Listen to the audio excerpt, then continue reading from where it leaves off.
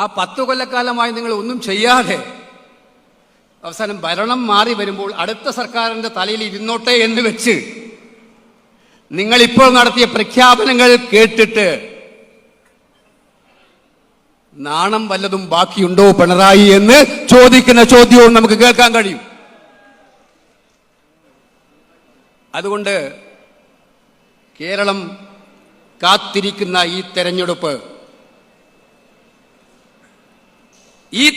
ഒരു കാര്യം ഉറപ്പിക്കുമെന്നുള്ള സംശയം വേണ്ട.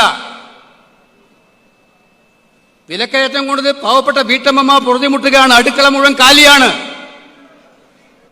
സർക്കാരിന് നാണമില്ലാതെ പബ്ലിസിറ്റിയാണ്. ഇപ്പോൾ കഴിഞ്ഞ ദിവസങ്ങളായി പബ്ലിസിറ്റിയാണ്. UDF ഇരുണ്ട കാലത്തെക്കുറിച്ചാണ് പറയുന്നത്. UDF ഇരുണ്ട കാലത്തെക്കുറിച്ച് 10 കൊല്ലം കഴിഞ്ഞ് പരസ്യം സർക്കാരിന്റെ ചെലവിൽ, അതും നികുതി പണം ഉപയോഗിച്ചുകൊണ്ട് 10 കൊല്ലം മുമ്പുള്ള UDF ഭരണത്തെക്കുറിച്ച് പരസ്യം കൊടുക്കുമ്പോൾ നിങ്ങളുടെ കയ്യിൽ ഒന്നും ഇല്ലാത്തത് കൊണ്ടല്ലേ നിങ്ങളത് ചെയ്യുന്നത് മിസ്റ്റർ പിണറായി? പറയാൻ ഒന്നുമില്ലാത്തത് കൊണ്ടാണ്. ഇത് മനസ്സിലാക്കാത്തവരല്ല കേരളത്തിലെ ജനങ്ങളെന്ന് നിങ്ങൾ തിരിച്ചറിയും എന്നാണ് സൂചിപ്പിക്കാൻ ആഗ്രഹിക്കുന്നത്. ഇത് UDF ഉജ്ജ്വലമായ മുന്നേറ്റമാണ്. ഇന്ന് രാവിലെ ടെക്നോ പാർക്കിൽ ഞാൻ അഭിമാനപൂർവ്വം നോക്കിക്കണ്ടു. ഇന്ത്യയുടെ പ്രതിപക്ഷ നേതാവ് രാഹുൽ ഗാന്ധി കേരളത്തിലെ ടെക്നോക്രാറ്റുകളായിട്ടുള്ള ഏറ്റവും പ്രഗത്ഭരായിട്ടുള്ള അതിൽ സിഇഒമാരുണ്ട്, കമ്പനി സെക്രട്ടറിമാരുണ്ട്, അവരോടൊക്കെ സംവാദം നടത്തുന്നത്. അവരുടെ ചോദ്യങ്ങൾക്ക് മുമ്പിൽ നിശ്ചയദാർഢ്യത്തോടെ വളരെ ശക്തമായിട്ട് മറുപടി പറഞ്ഞ ഇന്ത്യയുടെ പ്രിയങ്കരനായ നേതാവ് രാഹുൽ ഗാന്ധിയെ കണ്ടു. ഇവിടെ ചില സംഘികൾ കഴിഞ്ഞ കുറെ കാലമായി പ്രചരിപ്പിക്കുന്നുണ്ട് രാഹുൽ ഗാന്ധിയെക്കുറിച്ച്. ആ സംഘികളോട് ഞാനൊന്ന് ചോദിക്കട്ടെ, ഇതുപോലെ ഒന്നിരിക്കാൻ, ഇന്ന് രാവിലെ രാഹുൽ ഗാന്ധി ഇരുന്ന പോലെ ഇരിക്കാൻ നരേന്ദ്രമോദിക്ക് കഴിയുമോ എന്ന് ഞാൻ വെല്ലുവിളിക്കുകയാണ്. ഒന്ന് ഇരുന്നാട്ടെ. KC വേണുഗോപാൽ സാറിന്റെ പ്രസംഗം ഉഗ്രനാണ്.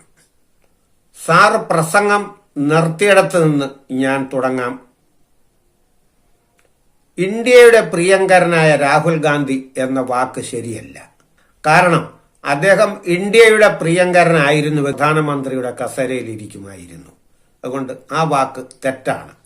താങ്കളുടെ ഇന്ന് ഈ കേരളത്തിൽ വന്നു നിന്ന് ഇവിടെ നടത്തുന്ന ഈ പ്രസംഗം താങ്കൾ വടക്കേ ഇന്ത്യയിൽ നടത്തിയാൽ വടക്കേ ഇന്ത്യയിലെ ജനങ്ങൾ നിങ്ങൾക്ക് വോട്ട് ചെയ്യും. പക്ഷെ നിങ്ങൾക്കോ നിങ്ങളുടെ മറ്റ് പ്രവർത്തകർക്കോ വടക്കേ ഇന്ത്യയിലെ ജനങ്ങളുടെ മനസ്സിനെ കീഴടക്കാൻ ഇന്നുവരെ കഴിഞ്ഞിട്ടില്ല. നിങ്ങൾ 60 വർഷം ഇന്ത്യയെ അടക്കി ഭരിച്ചവരാണ്. ഇന്ന് നിങ്ങൾ എവിടെയാണ്? 28 സംസ്ഥാനങ്ങളുള്ള ഈ മഹാരാജ്യത്ത് നിങ്ങൾ വെറും 3 സംസ്ഥാനത്ത് മാത്രമേ ഉള്ളൂ. ഓർക്കുക, ഈ ഇന്ത്യ അടക്കി ഭരിച്ചിരുന്നവരാണ് നിങ്ങൾ. നിങ്ങളെ എന്തുകൊണ്ട് ജനം തള്ളിക്കളഞ്ഞു? നിങ്ങളുടെ കയ്യിലിരിപ്പ് തന്നെയാണ് അതിന്റെ കാരണം. നിങ്ങളുടെ രീതി ഭിന്നിപ്പിച്ച് ഭരിക്കുക, ജാതികളെ കൊണ്ട് ഭരിപ്പിക്കുക, ഇതൊക്കെയായിരുന്നു നിങ്ങളുടെ തന്ത്രം. ഇന്നും ഇതൊക്കെയായിരുന്നു നിങ്ങളുടെ തന്ത്രം. ഇന്നും കോൺഗ്രസ് പാർട്ടി ജനാധിപത്യ പാർട്ടി അല്ല. നിങ്ങൾ ഒരു കുടുംബത്തിന്റെ അണ്ടറിൽ പ്രവർത്തിക്കുന്നവരാണ്. നിങ്ങൾ വടക്കേ ഇന്ത്യയിൽ എത്ര പേർക്ക് നിങ്ങൾക്ക് വിദ്യാഭ്യാസം ചെയ്യാനുള്ള അവസരം നിങ്ങൾ ഉണ്ടാക്കി കൊടുത്തു? എത്ര പേർക്ക് ഇന്നും അവിടെ സ്വന്തം പേരെഴുതാൻ അറിയാവുന്ന എത്ര പേരുണ്ട്? ഈ ഇന്ത്യയിൽ കൊടികുത്തി വാഴുന്ന ജാതി വ്യവസ്ഥക്കെതിരെ കോൺഗ്രസ് എന്ത് ചെയ്തു? ഇതിനെയൊക്കെ ഉത്തരം പറയൂ. നിങ്ങൾ ആർക്കെങ്കിലും വിദ്യാഭ്യാസം നൽകുകയോ എഴുതാനും വായിക്കാനുമുള്ള അവസരം ഉണ്ടാക്കി കൊടുക്കുകയോ ചെയ്തോ? നിങ്ങൾ വെറും മാടമ്പി ഭരണമാണ് നിങ്ങൾ വടക്കേ ഇന്ത്യയിൽ നടത്തിക്കൊണ്ടിരുന്നത്. ഈ കേരളത്തിൽ അല്പമെങ്കിലും മനുഷ്യന് വെളിച്ചമുണ്ടായത് ഈ കമ്മ്യൂണിസ്റ്റുകാർ ഭരിക്കുന്നത് കൊണ്ടാണ്. തുടക്കം മുതലേ കോൺഗ്രസ് ഈ കേരളം ഭരിക്കുകയായിരുന്നെങ്കിൽ ഇന്ന് ഇവിടവും വടക്കേ ഇന്ത്യ പോലെ തന്നെ ആകുമായിരുന്നു. ഞാൻ പറഞ്ഞതിനകത്ത് എന്തെങ്കിലും തെറ്റുണ്ടെന്ന് താങ്കൾക്ക് പറയാൻ പറ്റുമോ? ഇവിടെ നിന്ന് ഘോരഘോരം പ്രസംഗിക്കുന്നത് വടക്കേ ഇന്ത്യയിൽ നിങ്ങൾക്ക് പ്രസംഗിക്കാൻ കഴിയില്ല. കാരണം നിങ്ങൾ പറയുന്നത് മനസ്സിലാക്കാൻ കഴിവുള്ളവർ അവിടെ ഇല്ല.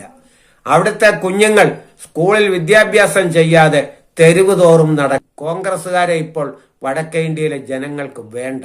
അവരെ അതുപോലെ BJPക്കാർ കയ്യിലെടുത്ത് കഴിഞ്ഞു. രാഹുൽ ഗാന്ധി പ്രിയങ്കരനായത് എങ്ങനെയാണ് ഇന്ത്യക്ക് ഒന്ന് പറയാമോ? രാഹുൽ ഗാന്ധി ആദ്യം വയനാടിന്റെ MP ആയിരുന്നു, പിന്നെ അത് പെങ്ങൾക്ക് വെച്ചു മാറി. എന്തുകൊണ്ട് അവിടെ ഒരു കേരളീയന് ആ സ്ഥാനം നേടിക്കൊടുക്കാൻ നിങ്ങളെ കൊണ്ട് കഴിഞ്ഞില്ല? നിങ്ങളെല്ലാവരും രാജഭക്തരാണ്. രാജഭക്തർ എന്ന് പറഞ്ഞാൽ നെഹ്റു കുടുംബത്തെ പോഷിപ്പിച്ചുകൊണ്ട് നടക്കുകയും അതിൽ നിന്ന് കിട്ടുന്ന ഉച്ഛിഷ്ടം ഭക്ഷിക്കുകയും ചെയ്യുന്നവരാണ് നിങ്ങൾ. നിങ്ങൾക്ക് സ്വന്തമായ വ്യക്തിത്വം കോൺഗ്രസ് നേതാക്കൾക്കുണ്ടായിരുന്നെങ്കിൽ തലമുറയായി നെഹ്റു കുടുംബം കോൺഗ്രസിന്റെ നേതാക്കളാവുകയില്ലായിരുന്നു. കൂടുതൽ പറയണമെന്നുണ്ട്. തൽക്കാലം ഞാൻ നിർത്തുകയാണ്. നമസ്കാരം.